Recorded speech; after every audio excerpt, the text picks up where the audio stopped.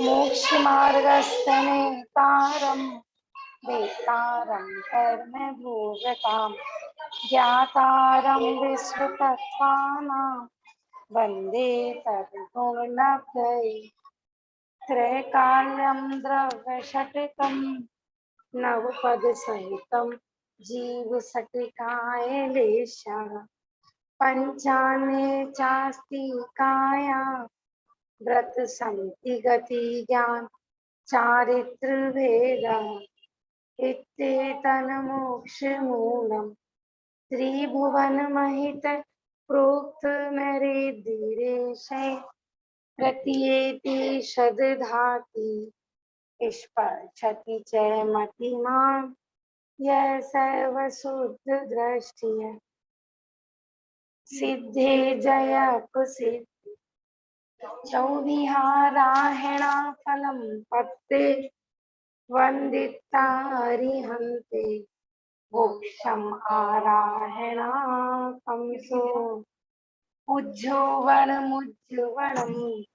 श्रीगोहणम् आहणं चणे चरणं दर्शनानि चरितं तवानुमारायणा घड़िया। तीसरा अध्याय पढ़ते हैं।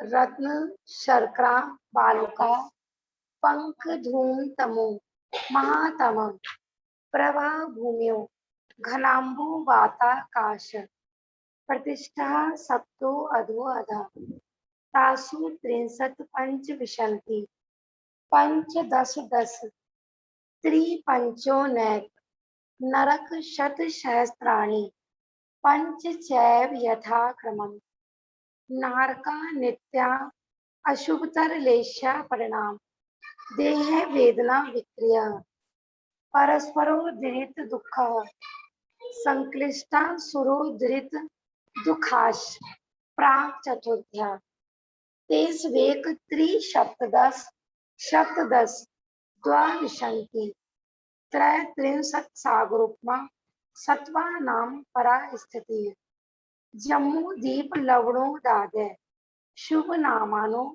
दीप समुद्रः द्वीर विस्कम्भः पूर्व परिक्षेपिणो बल्याकृतः तन मध्य मेरु नाभिर्वृत्तो योजन शत सहस्त्र विस्कम्भो जम्बू दीपः भरत हेमवत हरि विधेय रम्यक हिरण्यवत ऐरावत वर्षः क्षेत्राणि तद्विभाजन पूर्वापरायता हिमवन महाहिमवन निषद नील रुक्मी शिखिरणो वर्षधर पर्वता हेमार्जुन तपनीय वैडूर्य रजत हेममया मणि विचित्र पार्श्वा उपरि मूले च तुल्य विस्तारा पद्म महापद्म तिंगिश्च केसरी महापुंडरीका हृदयास्तेषामुपरि प्रथमो योजन सहस्रया मस्त दर्द विषकंभो हृदय दश योजन अवगाह तनु मध्ये योजनम पुष्करम तद द्विगुणा हृदय पुष्कराणि च तन्नी वासिन्यो चलो रख लो तन्नी वासिन्यो देव्य श्री हिरी धति कीर्ति बुद्धि लक्ष्मय पल्लूपम स्थितः स सामान्य पारिषत्का गंगा सिंधु रुद्रो हिताश्या हरिध्वरी कांता सीता सीतोदा नारी नरकांता स्वर्ण रूपकुला रक्ता रक्तोदा सरितस् तन्न मध्यगा द्योर पूर्वा पूर्वगा शेषास्त्वं परगः चतुर्दश नदी सहस्त्र परिवृत्ता गंगा सिंधवाद्यो नद्य भरते षट विशंति पंच योजन शत विस्तार षट चैकोन विशंति भागा योजनस्य तत् द्विगुण द्विगुण विस्तारा वर्षधर वर्षा विदेहांता पुत्रा दक्षिण तुल्या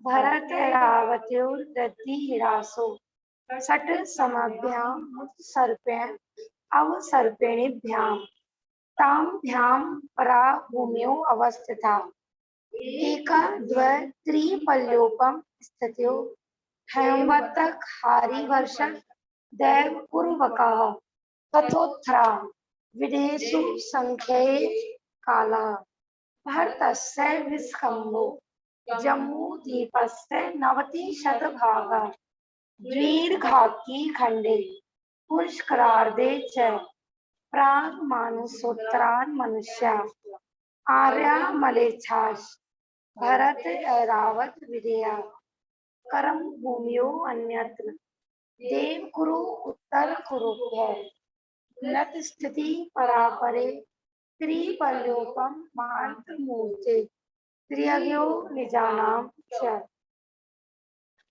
पेज नंबर लगभग अपन 158 पेज पर चल रहे थे।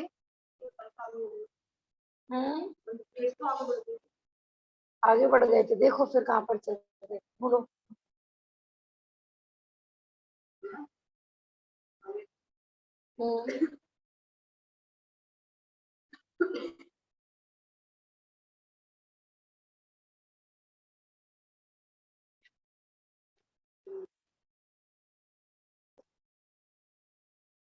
हाँ, ये 158 पेज पर ही तो चल रहा था, ठीक है ना। ये हमने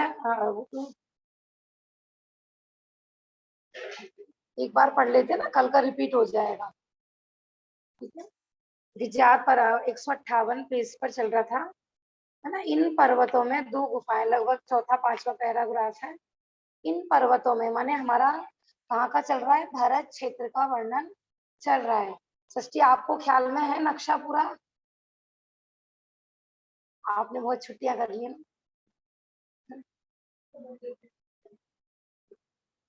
आप जैन भूगोल के एक दो चित्र देखना, उससे आपको पता लगेगा। 3 लोक का तो ख्याल में होगा ना, ठीक है ना। उसके बाद फिर ऊर्ध्वलोक, मध्यलोक, अधोलोक का अलग अलग। फिर अभी हमारा मध्य लोक में अपन कौन से द्वीप में रहते हैं, जम्बू द्वीप में। फिर जम्मू द्वीप में अपन रहते हैं भारत क्षेत्र में। तो अब जितना वर्णन चल रहा था हमारा भारत क्षेत्र का चल रहा था सारा, ठीक है ना। भारत क्षेत्र में भी हम कहाँ रहते हैं, आर्य खंड में। 6 खंड कैसे होते हैं, 6 खंड का मालिक चक्रवर्ती कैसे कैसे चाहता है 6 खंडों को जीतने के लिए, ये सारा प्रकरण कर चल रहा था। इनको जैन भूगोल दे दीजिए, तो इनको भारत क्षेत्र वाला चित्र खोलकर दे दीजिए तो और अच्छे से ख्याल में आएगा। रेड कलर की है जैन भूगोल। देखिए, पर्वतों के बारे में चल रहा था कि जो विज्ञात पर्वत है ना, इनको वही चित्र मेरे को दीजिए। इसमें येलो कलर का है ना, हाँ वो वाला, ये वाला खोल लीजिए आप और किटकी लगा लीजिए, इसमें से दिखेगा। हाँ देखो, ये जो बना हुआ है ना धनुष आकार, ये है भारत क्षेत्र। और इसके बीच में जो ब्राउन कलर का बना हुआ है, यह है विज्ञात पर्वत। इस पर्वत में 2 गुफाएं बनी हुई हैं, जहां से नदियां निकल रही है ना, 2, है ना, आर पार 2 गुफाएं हैं। माने आप यहाँ से एंट्री करोगे तो पीछे पर्वत के पीछे निकल जाओगे, ऐसे वो गुफाएं 2 हैं, आर पार है। यहाँ पहले पूर्व वाली दिशा में से चक्रवर्ती प्रवेश करता है, फिर निकल के कहाँ से आता है, पश्चिम साइड वाली गुफा से निकल के आता है, ठीक है ना। अब क्लास के बाद 5 मिनट रुकना, संयम भैया आपको बता देंगे, ठीक है ना। संयम इनको सिर्फ भर अच्छे से समझा देना 5 मिनट का। हिमवन पर्वत, ये जो भारत क्षेत्र है इसके ऊपर जो बना हुआ है वह हिमवन पर्वत। वहां पे पद्म सरोवर बना हुआ है, उसमें से 2 नदियां निकल रही थी, गंगा और सिंधु नदी, है ना। आपको भी चित्र चाहिए तो वो वाला चित्र लिख सकते हैं। 2 नदियां निकल रही थी और फिर वो इन्हीं गुफाओं की दहली में से निकल के, माने दहलीज जो होती है ना दरवाजे के जो नीचे से, वहां से निकल के लवण समुद्र में। हाँ वो हम संक्षिप्त में बता रहे हैं ना। हाँ, फिर विज्ञात पर्वत तथा इन दोनों नदियों के कारण ही भारत क्षेत्र के कितने खंड हो गए, 6। षष्ठी आप गिन सकते हो, उसके 6 पार्ट हो रहे हैं, 3 ऊपर 3 नीचे दिख रहे हैं ना। 5 मलेच्छ खंड है जिसमें 1 आर्य खंड है ना। 3 खंड विज्ञात पर्वत के उत्तर में है, माने पर्वत के दूसरे साइड में है, और 3 खंड पर्वत के इधर साइड है, दक्षिण के 3 खंडों के बीच का खंड आर्यखंड कहलाता है, जहां पर हम रहते हैं। शेष 5 खंड क्या कहलाते हैं? मलेच्छ खंड। उन गुफाओं में से पूर्व दिशा वाली गुफा को बोलते हैं खंड प्रपात गुफा, जहां से नदी निकल रही है ना, गंगा नदी, वो है खंड प्रपात गुफा। और पश्चिम दिशा वाली को बोलते हैं तिमिस्र गुफा, ठीक है ना। इसी से इस पर्वत का नाम बना है विजयार्ड, क्योंकि चक्रवर्ती की आदि विजय का सूचक है, इसलिए इसका नाम हो गया विजयार्ड। क्योंकि इस तक पहुंचने पर चक्रवर्ती की आदि विजय हो जाती है। उत्तर के 3 खंडों के बीच में वृषवांचल पर्वत बना हुआ है ना, आपको दिखेगा ना, पर्वत के ऊपर बीच वाले में विजयार्ड पर्वत, वो वृषवांचल पर्वत बना हुआ है। उस पर चक्रवर्ती अपना नाम लिखता है, दिख रहा है षष्ठी पर्वत के ऊपर बीचों बीच, देखिए बिल्कुल सेंटर में गोल गोल बना हुआ है। वृषभ गिरी भी बोल सकते हैं, वृषवांचल भी बोल सकते हैं।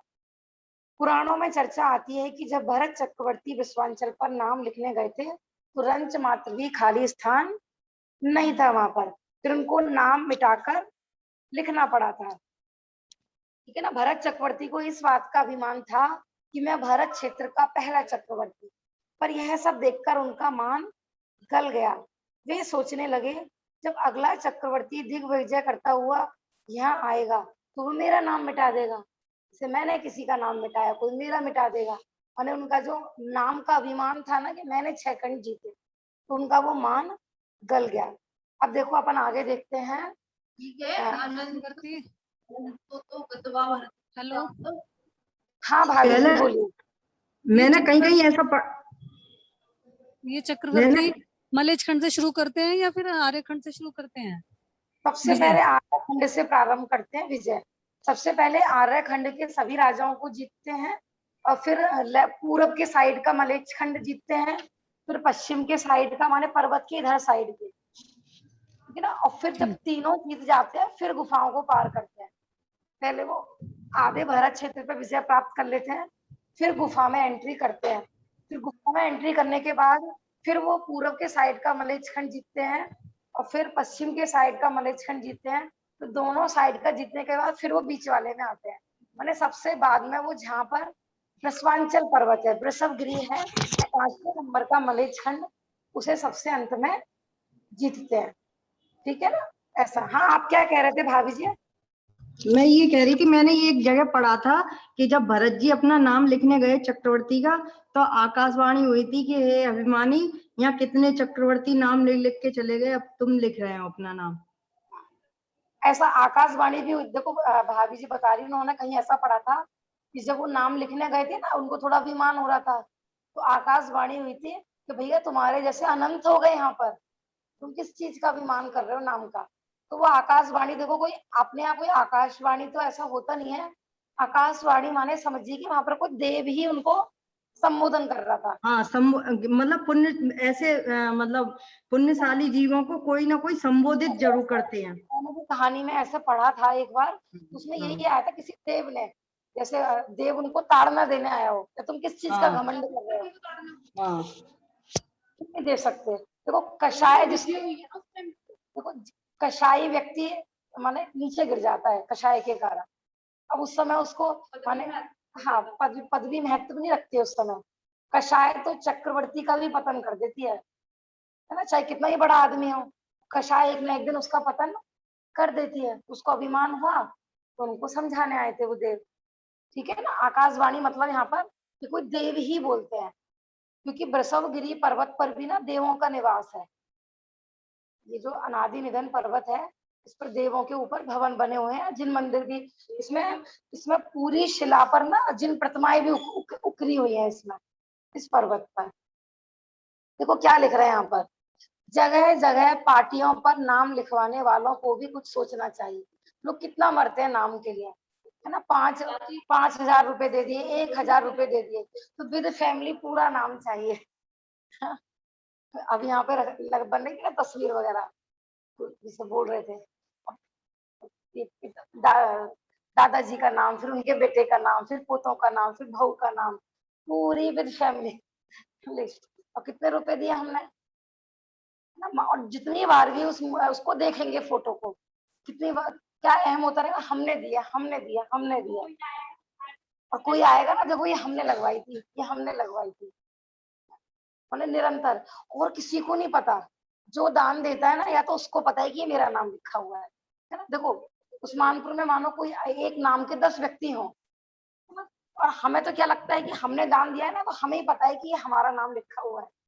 और लोगों को ये भी तो गलतफहमी हो सकती है, वो दूसरे वाले ने दिया हो, तीसरे वाले ने दिया हो, लेकिन हम मान कर करके कषाय बांधते रहते हैं, घमंड करते रहते हैं, ठीक है ना। तो कभी देखो वो बात अलग है, कई बार होता है ना ऐसी व्यवस्था ही चल रही है, अपन दे ही रहते हैं, हमने कहा नहीं था, सामने वाले ने स्वयं लिख दिया, फिर बात वहां चल रही है कि नाम लिखाने के ऊपर लड़ाइयां तक हो जाती है, हमारा नाम पत्थर में नहीं लिखा गया, हमारा नहीं लिखा गया, है ना भैया। कभी मैंने अपने अनंत तीर्थंकर हो गए, उन्होंने तो नाम कर्म का नाश कर दिया, और हम नाम के लिए लड़ते रहते हैं अभी तक, है ना।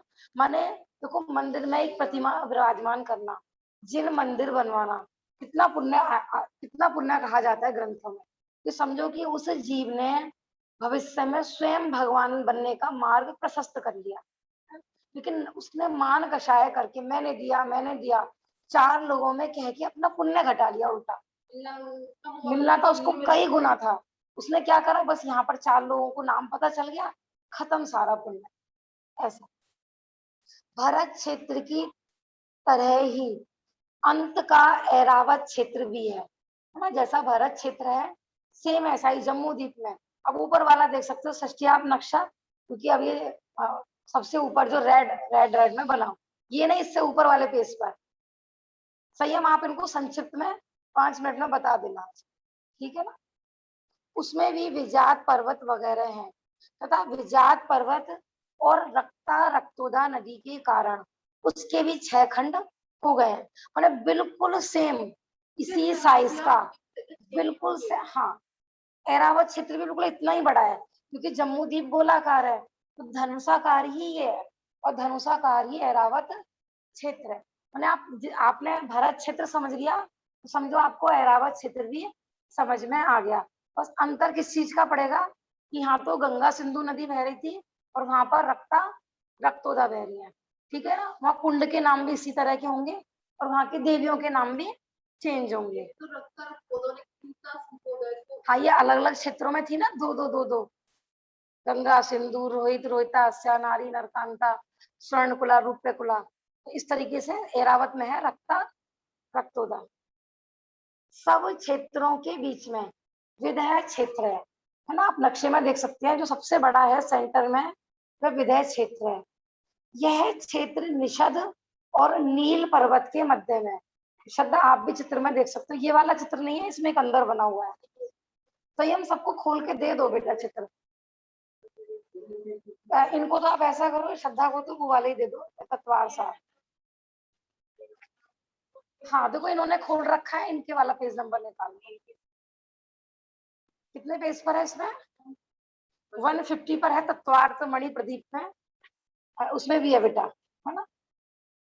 बीच में विदय क्षेत्र है, और विदय क्षेत्र के एक साइड है निषद पर्वत, और दूसरी साइड है नील पर्वत, और बीच में है विदय क्षेत्र। वहां मनुष्य आत्म ध्यान के द्वारा कर्मों को नष्ट करके देह के बंधन से सदा छूटते रहते हैं, इसी से इसका नाम क्या पड़ गया, विधेय। विधेय माने देह रहित, कि वहां पर सदा चौथा कालवत अवस्था रहती है, और वहां पर आज भी वहां पर केवली बन रहे हैं, मोक्ष जा रहे हैं, वहां आज भी मुनिराज निवास करते हैं, आज भी वहां पर 63 सलाह का महापुरुष सभी होते हैं, चक्रवर्ती भी होंगे वहां पर, नारायण पति नारायण बलभद्र ये सब होते हैं वहां पर। देखो वहां ऐसे लड़ाई, मतलब नारायण और पति नारायण, देखो विदय क्षेत्र तो 32 बताए थे ना, सब में हो ऐसा भी नहीं है, दूसरा हर टाइम लड़ते रहते हो ऐसा भी नहीं है। हाँ, क्योंकि उनकी तो फिक्स ही है कि वो पहले जन्म में ऐसा बैर बांध के जाते हैं, नारायण पति नारायण, तो चाहे वो विदेह क्षेत्र के नारायण पति नारायण हो, चाहे ऐरावत के और चाहे भरत के, माने वो नारायण नियम से पति नारायण को मारते ही हैं, ठीक है ना, तभी वो नारायण बनते हैं, ऐसा नियम है। वहां हमेशा चौथे काल जैसी स्थिति ही रहती है, ग्रंथ में देख लो बेटा, खिड़की पे रख लो, उस विधेय क्षेत्र के बीच में सुमेरु पर्वत है, बिल्कुल सेंटर में, जम्मू द्वीप के बिल्कुल सेंटर में जहाँ गोल बिंदु दिखाया हुआ है, ठीक है ना, वो है सुमेरु पर्वत। इसको मेरू क्यों कहते हैं? मेरू समझ लीजिए एक तरह से, जैसे मेरुदंड रीढ़ की हड्डी को भी बोलते हैं ना, है ना। एक ऐसा भी आता है, मेरू माने मापदंड। तो ये जो सुमेरु पर्वत है ना, ये तीनों लोगों का मापदंड है, जिससे नापा जाता है। माने ऊर्ध्व लोक कहाँ से प्रारंभ हो रहा है, तो अपन क्या बताते हैं? सुमेरु पर्वत की चोटी से ऊर्ध्वलोक प्रारंभ हो रहा है। अधोलोक कहाँ से प्रारंभ हो रहा है? सुमेरु पर्वत की नींव से अधोलोक प्रारंभ हो रहा है। मध्यलोक कितना है? कि सुमेरु पर्वत की नींव से लेकर चोटी तक इतना बड़ा मध्यलोक है।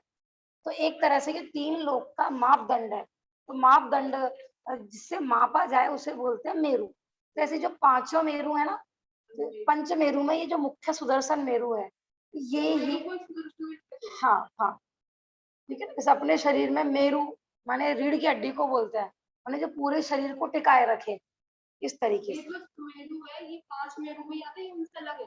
5 मेरु होते हैं ना, सबसे बड़ा यही है, ये सेंटर में है। बाकी 2 देखो यहाँ पे भी ऐसे रखे हुए ना, ये 5 मेरु, तो एक तो बीच का तो बड़ा है, बाकी 4 ना एक ही साइज के होते हैं। 4 तो सेम साइज के होते हैं और बीच का बड़ा होता है। कभी ना आपने पंचमेरु की पूजन की है? पंचमेरु की पूजन, हाँ आंटी जी। भाभी जी, ये जो कल्प लोक होते हैं, ये सुमेरु पर्वत के ऊपर से 1 बाल की ऊंचाई से स्टार्ट हो जाते हैं। हाँ जी, 1 बाल का गैप है। तो सौधर्म, ये जो बाकी के और मेरु होते हैं, ये तो सिर्फ 85,000 योजन के होते हैं। तो इसका मतलब वहाँ पर डिफरेंस ज्यादा रहता है यहाँ पे, या वहाँ पे जो कल्प लोक होते हैं वो थोड़े नीचे नीचे होते हैं? नहीं नहीं नहीं, वो तो छोटे ही हैं। जो बाकी 4 मेरु हैं वो स्वर को टच नहीं कर रहे हैं, उनमें 1 अच्छा, बाल का गैप नहीं है, उसमें ज्यादा गैप बैठेगा। ज्यादा गैप रहेगा, ठीक है। हाँ, पर सबसे बड़ा सुमेरु ही पर्वत है, ठीक है ना। 1 बाल का गैप, आप देखो अपना बाल ले लीजिए, ठीक है ना। इतना पतला है ना, तो यही तो भगवान के ज्ञान की दिव्यता है कि बाल बराबर गैप भी ग्रंथों में लिखा गया है। बताओ, जबकि बाल का गैप हमारे लिए क्या है? कुछ भी नहीं है, ठीक है ना। तो बाल बराबर गैप भी भगवान के ज्ञान में आ गया। उस बाल बराबर गैप में भी अनंतानंत जीव राशि होती है, वो भी भगवान के ज्ञान में आ जाती है। कभी ना एक पुस्तक है, हाँ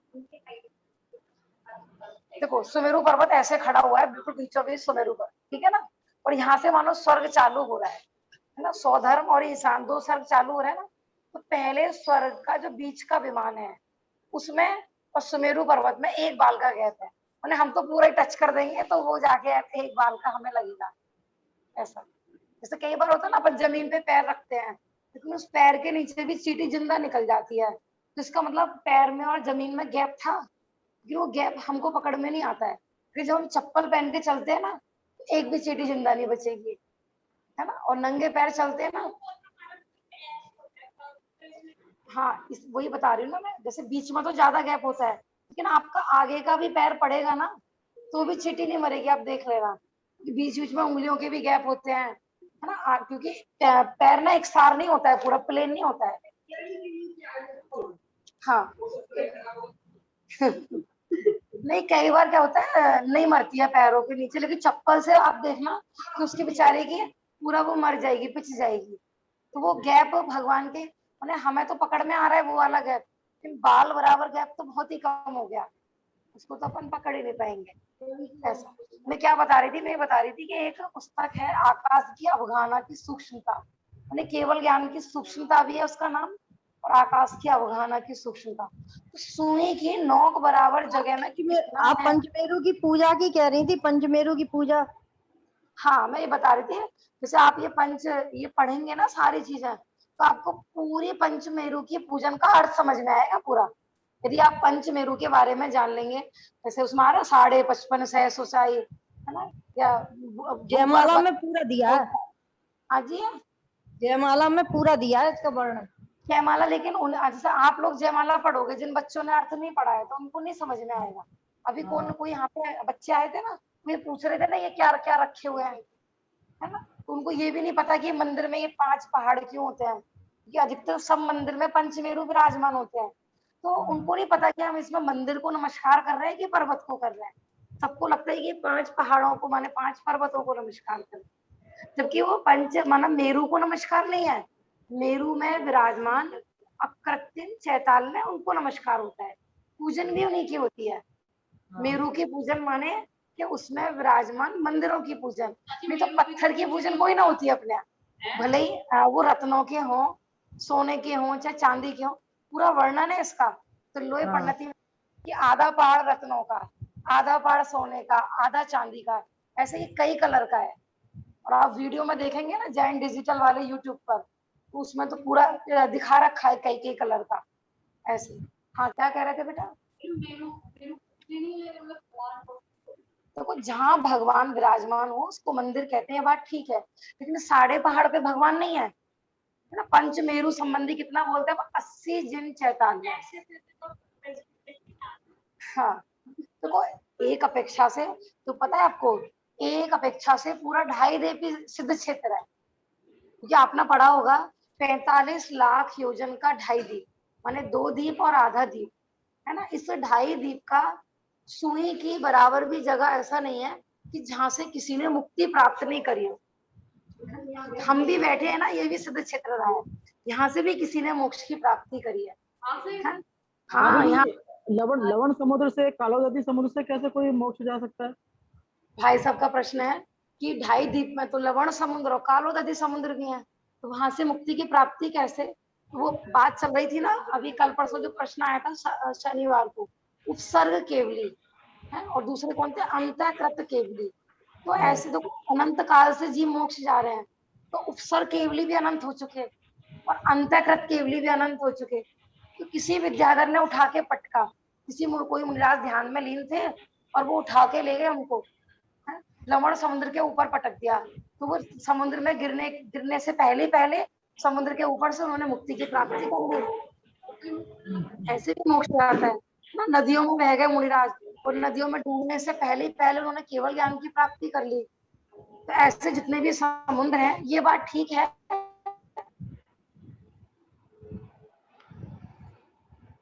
इस समुद्रों से के ऊपर से मोक्ष गए पूरे 2.5 द्वीप से आता है ना, पूरा 2.5 द्वीप ही सिद्ध क्षेत्र है ऐसा। ठीक है ना। अब आप कहो कि सारा ही पूजनीय है, फिर तो यहीं की वंदना कर लो। हाँ जी, क्यों नहीं? देखो मैंने कहा ना, देखो मंदिर है, मंदिर में भगवान विराजमान है, तो मंदिर पूजनीय हो गया। तो पता है आपको मंदिर माने क्या होता है? मंदिर माने घर होता है, भगवान का घर नहीं। मंदिर माने हमारे घर को भी मंदिर बोल सकते हैं। आप देखना तत्वार सार में एक आएगा कि जो चक्रवर्ती होते हैं ना, तो उसके 2 रत्न कहाँ पर प्रकट होते हैं कि श्री देवी के मंदिर में प्रकट होते हैं। मैंने आगे भाई श्री देवी का मंदिर कौन सा है भैया? तो देखा भी केवल ज्ञान को श्री बोलते हैं, तो वहां पर कोई प्रतीक रूप में सरस्वती और श्री केवल ज्ञान रूपी लक्ष्मी बनाई गई है। और मंदिर माने वहां भवन लिया है। आप ये है ना सुदर्शित रंगड़ी जो ग्रंथ है, इस पर पढ़ना आप, श्रावक के घर को भी मंदिर कह सकते हैं, इसलिए फिर अलग से जिन मंदिर क्यों बोलते हैं, है ना। माने मंदिर माने घर, मकान। अब उसमें जिनेंद्र भगवान विराजमान है तो जिन मंदिर, और हम विराजमान है तो हमारा मंदिर। आप देखना कभी डिक्शनरी में सर्च करके देखना, मंदिर माने घर। हाँ, पूरा चैताल्य ही नव देवताओं में आता है। जिनेंद्र भगवान विराजमान है जहाँ पर, तो वो मंदिर भी पूजनीय हो गया, मानो वो मकान या घर भी पूजनीय हो गया। और क्या, ठीक है ना। ऐसा और देखो ये सुमेरु पर्वत तो शाश्वत है, इन पर भगवान का अभिषेक भी होता है। इस सुमेरु पर्वत पे जो अंतिम वन है ना, पांडुक वन, तो 5 ही मेरु पर अभिषेक होता है। उन मेरुओं पर वहां के तीर्थंकरों का और हमारे यहाँ हमारे द्वीप के तीर्थंकरों का, ऐसे सब मेरुओं में भगवान का अभिषेक होता है। उस विदेह क्षेत्र के बीच में सुमेरु पर्वत है। सुमेरु के पूर्व दिशा वाले भाग को पूर्व विदेह कहते हैं। देखो बीच में सुमेरु पर्वत है और विदेह क्षेत्र है काफी चौड़ा, तो उसके इधर के भाग को बोलते हैं पूर्व विदेह और इधर के भाग को बोलते हैं पश्चिम विदेह। सब लोग नक्शा ख्याल में करके चलना, ठीक है ना। फिर नील पर्वत से निकलकर सीता नदी पूर्व विधेय के, देखो बीच में हो गया सुमेरु पर्वत, ठीक है ना, तो उसके दो भाग हो गए सुमेरु पर्वत की वजह से, पूर्व विधेय और पश्चिम विधेय। फिर दोनों के बीच में से बह रही है नदियां, एक तरफ सीता नदी और एक तरफ सीतोदा नदी। इससे इन नदियों के कारण, हाँ कोई बात नहीं है, बाद में बता देंगे। हाँ, नदियों के कारण पूर्व विधेय, देखो इधर पूर्व विधेय था, अब बीच में बह रही है नदी, तो उस विधेय के भी कितने पार्ट हो गए, यहाँ भी 2 हो गए, और इधर वाले में भी है 2 हो गए। इस तरह कितने विधेय हो गए, 4। एक ही जम्मू द्वीप में 4 विधेय हो गए। अभी मैं चित्र से भी दिखा दूंगी, ठीक है ना, इसमें बहुत अच्छा चित्र बना हुआ है, पूरा उसमें दिखाया हुआ है सारा, ठीक है ना। पहले अपन थोड़ा सा पढ़ लेते हैं, फिर चित्र से देख लेंगे। फिर प्रत्येक भाग में जिनके पास नक्शा लगा हुआ हो वो देख सकते हैं, उसके फिर 8-8 भाग हो रहे हैं। ध्यान से देखो, बहुत ध्यान से नक्शे को। फिर ये प्रत्येक उपभाग एक एक स्वतंत्र देश है, एक एक क्षेत्र है, माने एक विधेय क्षेत्र के हो गए 32 पार्ट। पहले 2 करें, फिर नदियों की वजह से 4 हो गए, फिर एक एक जगह देखना आप 8-8 देशों के नाम लिखे हुए हैं, 8 8 8 और 8, हाँ ऐसा। तो ये हो गए पूरे टोटल, अतः विधेय क्षेत्र में कितने देश हो गए, 32। अभी लगाती हूँ चित्र भी देखना, उसमें आपको समझ में आएगा, ठीक है ना। इस तरह से ये एक जम्मू द्वीप संबंधी 32 विधेय कहलाते हैं। इन देशों में भी 6-6 खंड है, माने जैसा आप समझ लीजिए, आपने भारत क्षेत्र पढ़ा है ना अभी, बिल्कुल 2 नदियां बह रही हैं, बीच में विजात पर्वत है, 6 खंड है, चक्रवर्ती जीतने के लिए जाता है, ऐसे ये पूरे 32 की 32 में अकेले अकेले एक में 6-6 खंड है, एक एक में। आप लगा सकते हो तो जम्मू द्वीप में कितने आर्य खंड हो गए और कितने मलेच्छ खंड हो गए, जब एक क्षेत्र में 1 आर्य खंड और 5 मलेच्छ खंड। अब 32 तो हो गए विधेय के, एक भरत और एक ऐरावत, अब 34 तो हो गए आर्यखंड, और 34 का 5 गुना कर दो, इतने हो गए मलेच्छ खंड।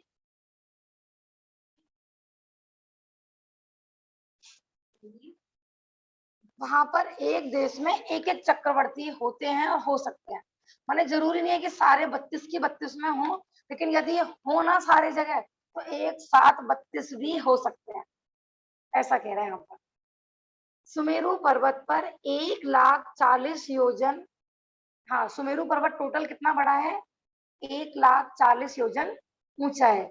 इसमें 1,000 योजन तो वो पृथ्वी के अंदर उसकी नींव है, और 99,000 वो ऊपर पृथ्वी पर ऊपर है, तो सबसे बड़ा पर्वत है, इससे बड़ा कोई पर्वत नहीं है ना। 40 योजन की इसकी चोली का माने तरह से चोटी, माने वो पांडुक बन के बीच में बनी हुई है, जहां पर भगवान का अभिषेक होता है ना, चारों तरफ तो शिलाएं बनी हुई हैं, पांडुक शिला, पांडुक कमला, रक्तशिला, रक्ता कमला, और बीच में बनी है वो चोटी। उसके चारों ओर पृथ्वी पर भद्रसाल नाम का वन है, उसमें 500 योजन ऊपर जाने पर अच्छा ये दूसरा विषय चालू हो गया, पहले हम विधेय क्षेत्र का ही फोटो लगा लेते थे ना बेटा, ये वाला जैन भूगोल, हाँ अपने में भी देख सकते हो आप। भाभी जी, ये विदेश क्षेत्र के जो मलेच्छ खंड होते हैं, तो वहां पर भी धर्म नहीं होता होगा, वहां से भी कोई मोक्ष में जा सकते होंगे? बिल्कुल सेम व्यवस्था भारत क्षेत्र जैसी, सेम बिल्कुल जैसा अपने यहाँ है, बिल्कुल वैसा ही वहां है सारा। तो क्या उन मलेच्छ खंडों के अंदर भी चौथा काल रहता है हमेशा? हाँ जी, उन मलेच्छ खंडों में भी हमेशा चौथा काल ही रहता है। पहले जम्मू द्वीप का पूरे का फोटो लगा देते हैं, फिर खाली एक क्षेत्र का दिखाएंगे, ठीक है ना। वैसे अब ना इससे हम, ये पेज जुड़ गया,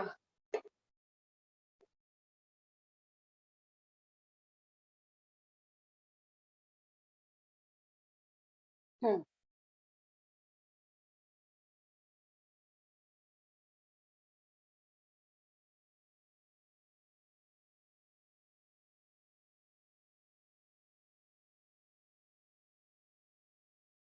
शेयर कर रही थी फोटो।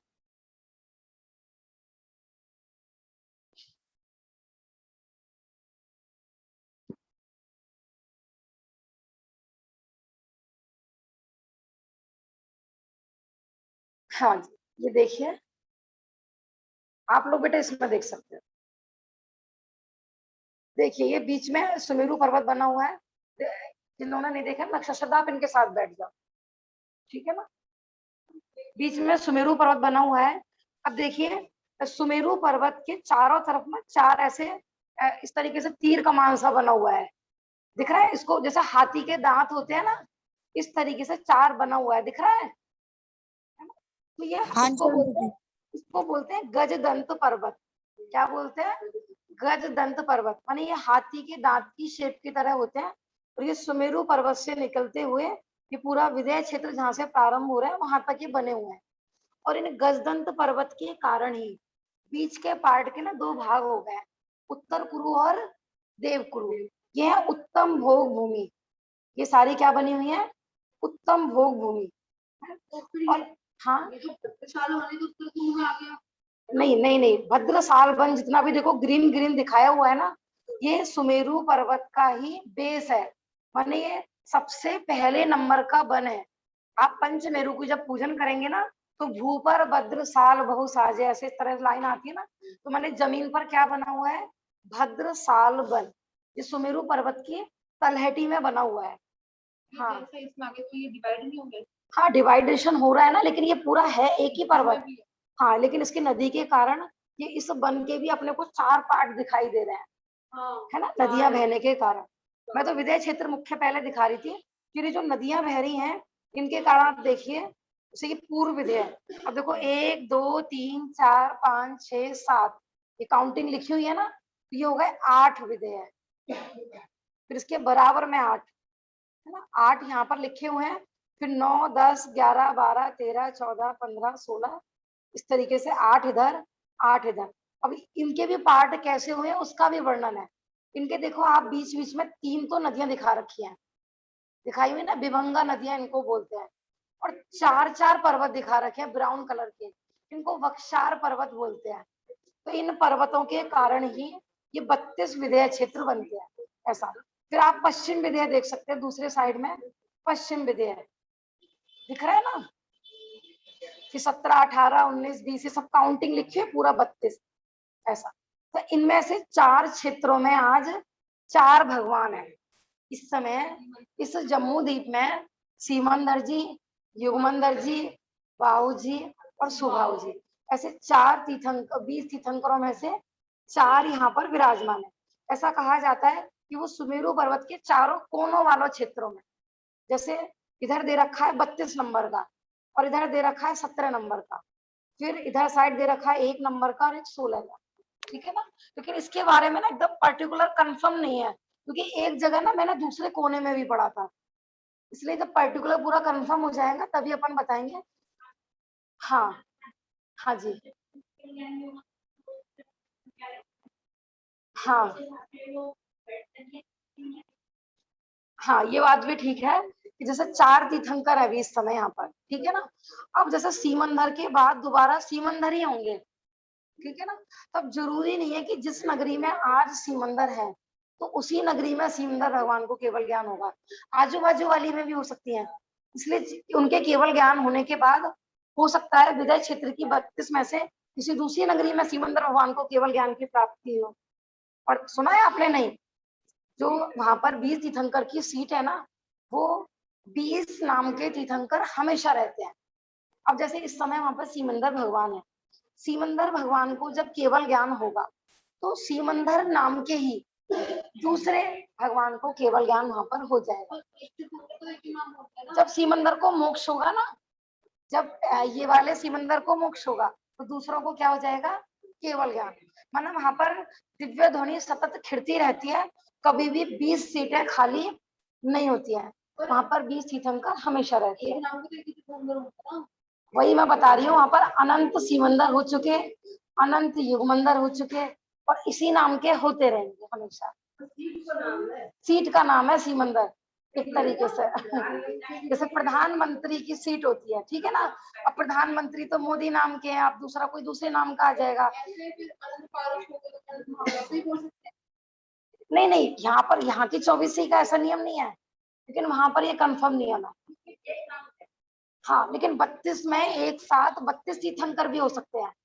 ये जो 32 नगरी बताई है ना, तो इन 32 की 32 में एक साथ 32 तीर्थंकर भी हो सकते हैं, है ना। और क्या, हाँ, क्या होता है, दीक्षा के बाद ना नाम चेंज हो जाता है। घर का नाम अलग होता है, मुनि दीक्षा के बाद नाम चेंज हो जाता है। तीर्थंकर का नाम चेंज नहीं होता, वो तो दीक्षा का नाम होता है ना, वही नाम आगे तक चलता है, ऐसा। क्योंकि मुनिराज जो होते हैं वो द्विजन्मा होते हैं, तो घर के विषय भोग उनको दोबारा याद नहीं आए, तो इसलिए उनको पूरा दीक्षा के बाद में उनका नाम वगैरह भी सब चेंज कर दिया जाता है। ठीक है ना। मैं ये बता रही थी कि अजितनाथ भगवान के समय में एक साथ 170 तीर्थंकर विराजमान थे। कैसे थे कि अभी हम पढ़ रहे हैं सिर्फ जम्मू द्वीप का। जम्मू द्वीप में कितने विदेश क्षेत्र हैं? 32। तो 32 की 32 में तीर्थंकर थे, और एक भारत क्षेत्र में थे और एक ऐरावत में थे। तो एक जम्मू द्वीप में, माने एक द्वीप में कितने तीर्थंकर हो गए? 34। 32 तो विदेश क्षेत्र के। एक षष्ठी का दिमाग थोड़ा सा मना कर दो, सही है, मना कर दो बेटा, ठीक है ना। आप बाद में बता देना, कोई दिक्कत नहीं है ना, कंफ्यूजन हो रहा है थोड़ा। संयम आप भी षष्ठी को बता देना। जिनको देखो क्लियर नहीं है ना, सिर्फ 10 मिनट में संयम आपको बताएंगे, आपको बिल्कुल क्लियर समझ में आ जाए, ठीक है ना। जैन भूगोल से आप बता देना, बहुत अच्छे से समझ में आएगा, ठीक है ना। ये तो हमने ये वाला चित्र लगाया जिसमें पूरा विदेश क्षेत्र है। एक दूसरा भी है, वो भी अपन लगा के दिखाते हैं। ये जो ब्लू कलर की सीता सीतोदा नदी है, ये भी सब लवण समुद्र में मिल रही है। देखो जो भगवान के पंचकल्याणकों में आती है ना, बहुत सारी देवियां यहाँ पर भी रहती हैं। जैसे ये 4 गजदंत पर्वत है, इन पर जिन मंदिर भी है 4, तो यहाँ पर, और बाकी जितने भी ये कूट दिखाए हुए हैं ना इसमें वो सारी दिक् कुमारियां रहती हैं। जो भगवान के पंचकल्याणकों में 56 और बताई थी ना, तो वो सब इन कूटों पर रहती हैं। ये गजदंत पर्वत के कूट हैं, और भी बीच बीच में बताए हैं कूट, तो वो सब देवियां इन कूटों में निवास करती हैं। अभी जी ये जो जम्बू वृक्ष है, ये उत्तर कुरु के पूर्व में ही होते हैं, पश्चिम में नहीं होते? जैसे उत्तर नहीं पूर्व नहीं, में दिखा रखे हैं। एक मेन तो एक ही होता है, और फिर वहीं पर उसी के परिवार वृक्ष बताए हैं लाखों। अच्छा अच्छा। हाँ, बाकी जैसे देव कुरु है, उत्तर कुरु है, बाकी और चैत्य वृक्ष हो सकते हैं, लेकिन मुख्य जो है वो उत्तर कुरु के पूर्व में, जहाँ पर ये पॉइंट दिखाया हुआ है वहां पर, और देव कुरु में दिखाया हुआ है शालमली वृक्ष, ठीक है ना। और ये जो विदेश क्षेत्र में पर्वत दिखाए गए हैं, उनका नाम है बक्सार पर्वत। एक एक साइड में 4 है, ठीक है ना। ऐसा क्लियर है वैसे तो ये चित्र, फिर भी मैं दूसरा वाला एक और चित्र दिखा देती हूँ बेटा। जैन भूगोल देना। या एक तीर्थंकर के सामने दूसरे तीर्थंकर क्यों नहीं होते हैं? हाँ, प्रश्न है, एक तीर्थंकर के सामने दूसरे तीर्थंकर क्यों नहीं होते हैं? तो तीर्थंकर ही क्या, एक चक्रवर्ती के सामने दूसरे चक्रवर्ती भी नहीं होते, एक नारायण के सामने दूसरे नारायण भी नहीं होते, एक ऐसा क्यों है? बलभद्र। हाँ, ऐसा क्यों है? देखो क्या होता है कि जितने भी महापुरुष होते हैं, है ना, वो सर्वे सर्वा होते हैं उस समय के। पूरे 3 लोक में तीर्थंकर सर्वे सर्वा है। आप सपोज करो एक और तीर्थंकर हो जाए, तो उनकी महिमा कम नहीं हो जाएगी? जैसे हमने बताया था कि तीर्थंकर अपने माता पिता के इकलौते होते हैं। क्यों होते हैं? कि फिर दूसरा पुत्र होगा तो माता पिता का प्यार बट जाएगा कि नहीं बट जाएगा? जैसे आजकल एक एक संतान होती है, तो माता पिता का पूरा लाड़ प्यार सारा उसी को मिलता है, और जिसके 3 4 हैं उनके प्यार में थोड़ा डिवाइडेशन हो जाता है। बच्चों को शिकायत भी होती है, मम्मी छोटे को प्यार करती है कि बड़े को प्यार करती है, कि लड़की को करती है कि लड़के को करती है। लेकिन जिसके एक ही है, भले ही वो लड़का हो चाहे लड़की, तो पूरा है ना उन्हीं को मिलेगा। दूसरा रीजन, तीर्थंकर पूरी लाइफ में किसी के आगे झुकते नहीं है ना। अब एक तीर्थंकर इधर है, एक तीर्थंकर इधर है, कौन किनको नमस्कार करेंगे? तीनों लोकों में फिर वो सर्वे सर्वा नहीं कहलाएंगे। समझ में आ रहा है कि नहीं? अब जैसे नारायण के बारे में आता है, श्री कृष्ण नारायण थे, तो जब ये द्रौपदी चोरी हो गई थी ना, तो घातकी खंड के राजा ने इनको चोरी किया था। तो कहते हैं कि उस समय वहां पर भी नारायण थे, घातकी खंड में भी नारायण थे, जहां पर द्रौपदी को चोरी करके ले जाया गया था। लेकिन श्री कृष्ण यहाँ के नारायण भारत क्षेत्र के, जम्मू द्वीप के, और दूसरे नारायण थे घातकी खंड के, वो आपस में मिल नहीं पाए। वहां के नारायण को सूचना मिली कि हमने सुना है कि भरत क्षेत्र से नारायण पधारे हैं। तो उन्होंने कहा मुझे तो उनसे मिलना है। तो वो पूरी अपनी सेना वेना लेके ना मिलने चल दिए।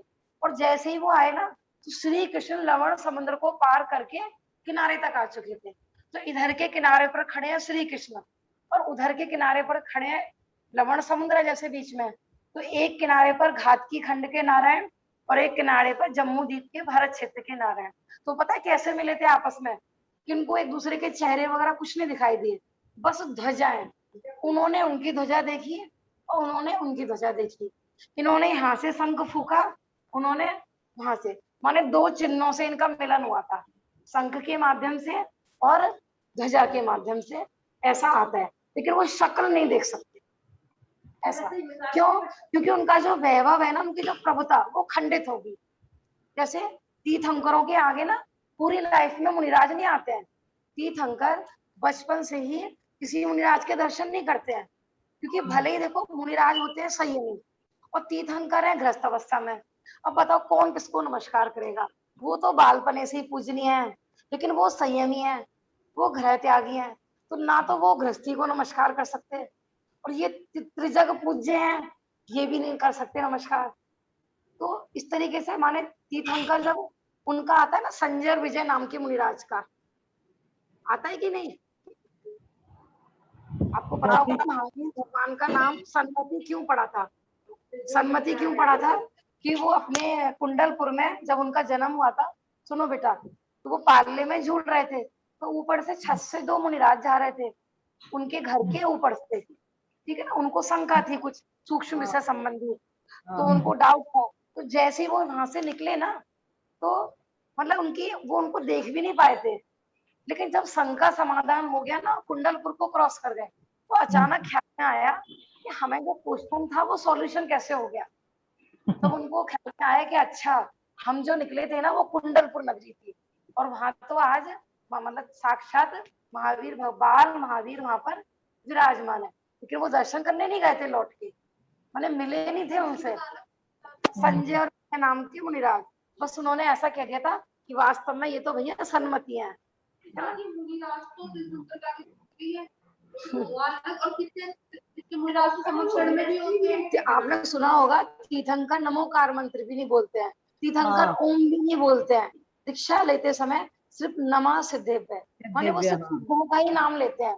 वो किसी स्कूल में भी नहीं पढ़ते हैं, वो किसी गुरु से शिक्षा भी नहीं लेते हैं।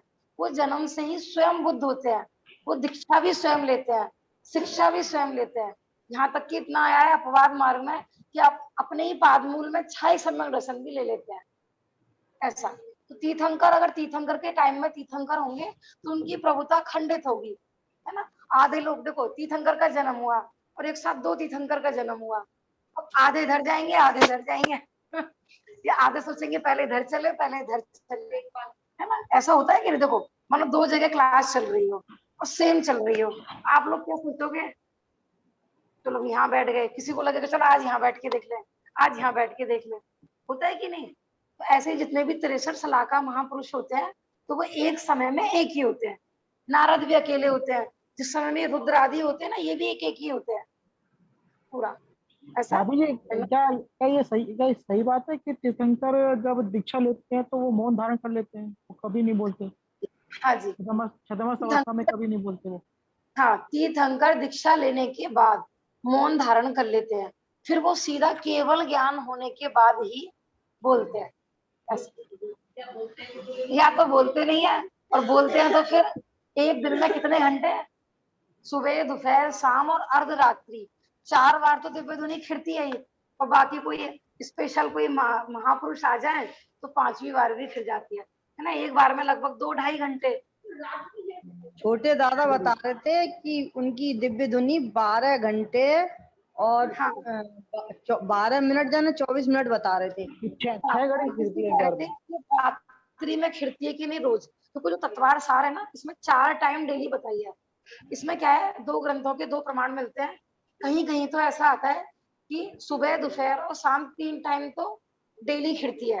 बाकी अगर कोई भाभी जी, अगर कोई पुण्य आत्मा जीव उनके सामने आ जाता है तो चक्रवर्ती के समान, तो उनकी दिव्य ध्वनि खुल जाती है, भव्य रात्रि जीवन के, हाँ, चाहे वो रात्रि को आ जाए वो। सही बात है, पूजा भाभी कह रही है ना, कोई भव्य जीव आ जाए चक्रवर्ती के समान तो रात्रि में भी खिड़ जाती है। देखो ऐसा होता है, माने उपादान की योग्यता, अपन निमित्तों को टटोलते रहते हैं ना, इधर उपादान जागृत होना, तो तीर्थंकर की वाणी भी हमारे लिए खिले स्पेशल। देखो समवसरण विहार करता है, कौन विहार कराता है समवसरण को, बताओ कौन विहार कराता है कि मुझे यहाँ पुण्य जाना है, जीवों का पुण्य है। हाँ वहां के जीवों को मुझे सम्मान दर्शन कराना है, जाना है, चलो भैया, नहीं है ना, जहाँ के जीवों की उपादानगत योग्यता है, जागृत हो गई हो, तो भव्य जीवों के भाग्य से सहज ही वहीं की तरफ चल देता है अपने आप समवसरण। हाँ एक मैं फोटो और दिखा रही थी, पूर्व विधेय और पश्चिम विधेय का, ठीक है ना, तो आपको थोड़ी सी और पता लग जाएगी वहां पे छह खंडों का डिवाइडेशन कैसा होता भाभी है। जी कहाँ पे पढ़ा रहे तत्व सूत्र में, कौन सा पेज नंबर है? अभी तो सिर्फ अपन चित्र दिखा रहे थे। कौन से उस पे है वैसे हम? अभी बताती हूँ, अभी मैंने पेज नंबर नहीं खोला धातु हुआ। के खंड है। हाँ पेज नंबर हम चल रहे थे लगभग 160 नंबर पे। 160। अच्छा अच्छा अच्छा ओके। हाँ जी, एक फोटो और शेयर कर रहे थे अपन।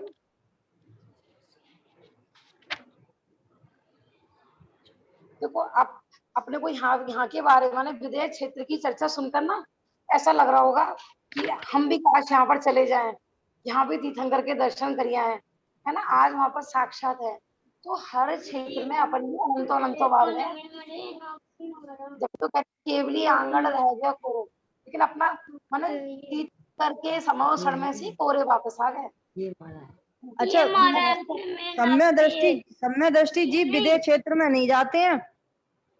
हाँ जी, यहाँ से नहीं जा सकते सम्यक दृष्टि। देखिए ये जो अपन ने फोटो शेयर किया है, ये पश्चिम विधेय का है, माने सुमेरु पर्वत के पश्चिम साइड का। देखिए जैसे 32 नंबर का है तो वहां का नाम है गंध मालिनी, है ना, फिर गंधिला, इस तरीके से एक एक क्षेत्र का नाम दिया हुआ है। और जो इनके बराबर में नाम लिखा हुआ है वो उनकी राजधानी, जैसे अपने भारत की राजधानी दिल्ली है ना, तो इस तरह से एक एक देश की एक एक मुख्य नगरी भी होती है जिसको महानगरी बोलते हैं। इस तरीके से देखिए आप, ये पश्चिम विधेय के पूरे ये दिखा रखे हैं, 8 एक साइड और 8 एक साइड। इसमें 6 खंड वाला नहीं है, मैं दूसरा फोटो लगाती हूँ। ऋषि कार्टून नहीं देखना। हाँ देखिए ये पूर्व विधेय में अपन देखते हैं एक क्षेत्र, देखिए ध्यान से, जिसका नाम लिखा हुआ है कच्छा देश। दिख गया बेटा, अपने मोबाइल में खोज सकते हो आप लोग। देखो हंसने की बात नहीं है, वर्तमान में कच्छा माने अंडरवियर को बोलते हैं, ठीक है ना, गलत रूप में, लेकिन देखो ये शुभ नाम ही है ये, और विधेय क्षेत्र के एक क्षेत्र का नाम है। अब क्या होता है, देश काल वातावरण के हिसाब से नाम चेंज होते रहते हैं, लेकिन कच्छा कोई बुरा नाम नहीं है। हाँ हाँ यहाँ पर भी तो कच्छ है, नहीं दक्षिण में अहमदाबाद, कच्छ गुजरात में है ना आज भी, कच्छ महाकच्छ, इस तरीके से। देखिए इसके 6 खंड किस तरीके से किए हुए हैं, माने 2 नदियां बह रही हैं, लेकिन हमारा भारत क्षेत्र था धनुषाकार। अब ये धनुषाकार नहीं बैठेगा यहाँ पर, हाँ बीच में है वक्षार पर्वत, ठीक है, फिर 2 नदियां बह रही हैं, नहीं बीच में है ये विजार पर्वत, ठीक है, 2 नदियां बह रही हैं, रक्ता और रक्तोदा। और फिर देखो 5 मलेच्छखंड दिखाई दिए, 3 ऊपर हैं और 2 नीचे हैं, बीच में आर्यखंड है येलो कलर का, दिख रहा है ना। तो ऐसे प्रत्येक क्षेत्र के ऐसे 6 खंड है, और जो तीर्थंकर होंगे ना इस येलो वाली जगह में होंगे आर्यखंड में, तीर्थंकर जो होंगे वो इस येलो वाली जगह में आर्यखंड में होंगे। ऐसे इसके बराबर में जैसे सुकच्छा है, यहाँ पर भी सेम ऐसे 6 खंड, फिर उसके आगे माँ कच्छा देश है, तो यहाँ पर भी ऐसे 6 खंड, फिर सुकच्छावती है ना, फिर आवर्ता, इस तरीके से ये प्रत्येक के 6 खंड अलग अलग होते हैं, सब में अलग। आंटी जी जय पर्वत है विजयार्थ पर्वत है, पर्वत का नाम विजार्दी है, खंडों का नाम मलेच्छी है, आर्यखंड है, ठीक है ना। उन नदियों के नाम भी सिर्फ 4 ही हैं, रक्ता, रक्तुदा और गंगा, सिंधु। माने जो सेम ऐरावत में और भरत में थे ना, तो यहाँ नदियां भी सिर्फ 2 ही होंगी, या तो रक्ता रक्तुदा होगी और या गंगा सिंधु होगी, जिनका डिवाइडेशन हो रहा है। आंटी जी देवारण्य क्या है? हाँ, देवारण्य क्या बना हुआ है, क्योंकि जो भद्र साल बने ना, माने जो हमने जो इससे पहले जो नक्शा दिखाया था, माने आप पूरा जम्मू द्वीप वाला यदि नक्शा देखेंगे, पूरे जम्मू द्वीप वाला, तो जम्मू द्वीप के दोनों साइड में भूतारण्य और देवारण्य नाम के बहुत बड़े बड़े वन है वहां पर। चलो कल उसकी फोटो भी पूरा शेयर करके बता दूंगी। हाँ हाँ, जो विधेय क्षेत्र था ना, देखो मैं दोबारा बताती हूँ, बस अंतिम ही बता रही हूँ, ये दोबारा शेयर करती हूँ फोटो एक।